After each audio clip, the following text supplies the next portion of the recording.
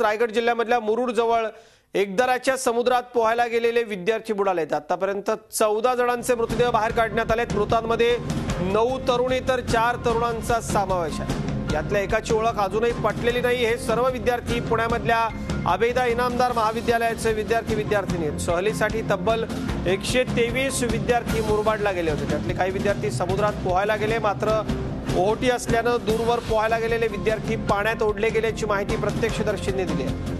बेपत्ता विद्यार्थ्यांना शोधण्याकरता तटरक्षक दलानं, कोस्ट गार्डनं एक वेगवान गस्ती नौका CG-117 आणि एक चेतक हेलिकॉप्टरही पाठवले। तसंच गस्ती नौका देखील रवाना करण्यात आल्यात। अत्यंत दुर्दैवी ही बातमी आहे। कोकणामधले समुद्रकिनारे आत पोहायला जाऊ नका, मात्र फिरायला आलेले पर्यटक स्थानिकांचं म्हणणं मनावर घेत नाहीत। दुर्दैवी हा सगळा प्रकार आहे, पण निष्काळजीपणे समुद्रात पोहायला गेलेल्या नागरिकांना थांबवणार कोण हा मोठा प्रश्न असतो। कारण बऱ्याच ठिकाणी जीवरक्षक नसतात, सगळ्याच ठिकाणी जीवरक्षक असतील असंही नाही, पण अत्यंत दुर्दैवी ही बातमी आहे। मुरुडच्या समुद्र किनाऱ्यावरती ही दृश्य आपण बघतोय। यातले काही फोटोग्राफ जे आहेत ते स्थानिकांनी जेव्हा मदत सुरू केली तेव्हाचे, तर काही दृश्य देखील आहेत। ही आत्ताची थेट दृश्य आहेत समुद्र किनाऱ्यावरची। मुरुडच्या समुद्र किनाऱ्यावरती ही दुर्दैवी घटना घडलेली आहे। आकडा मोठा आहे।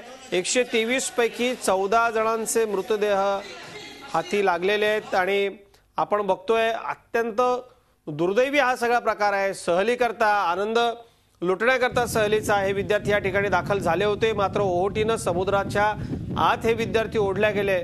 या अपघाताच्या निमित्तानं झी मीडियाकडून पर्यटकांना पुन्हा एकदा आम्ही आवाहन करतो की कृपया आपण एखाद्या अनोळखी ठिकाणी ज्यावेळेला पर्यटनाकरता जाल, विशेषतः समुद्र किनाऱ्यावरती, तेव्हा स्थानिकांच्या सूचनांचं पालन करा। तिथे जीवरक्षक असतात, ते आपल्याला सांगतात की किनाऱ्यावर जास्त खोलवर आतमध्ये जाऊ नका, पण दुर्लक्ष केलं जातं आणि असे अपघात घडतात। ही जी सहल होती, या सहलीला आलेले विद्यार्थी या संपूर्ण घटनेचे बळी ठरले आहेत। 9 जण यातले विद्यार्थिनी होत्या आणि बाकीचे इतर विद्यार्थी होते।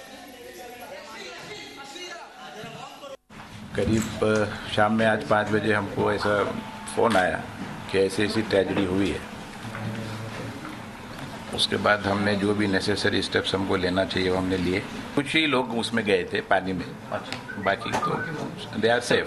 ये कैसे हादसा हुआ कुछ ये अभी तक एग्जैक्ट पता नहीं चला, क्योंकि पुलिस की जब रिपोर्ट आएगी तभी पता चलेगा ना एग्जैक्ट।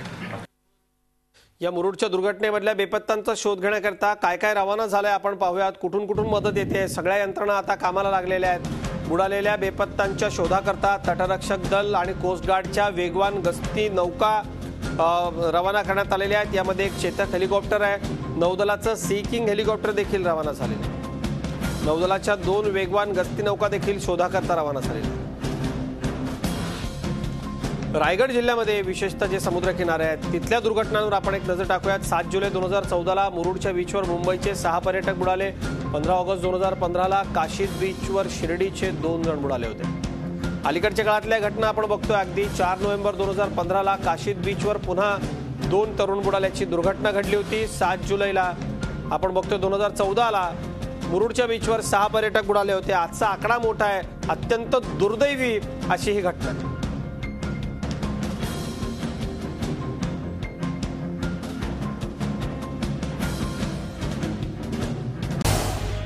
झी 24 तास रहा एक पाऊल पुढे।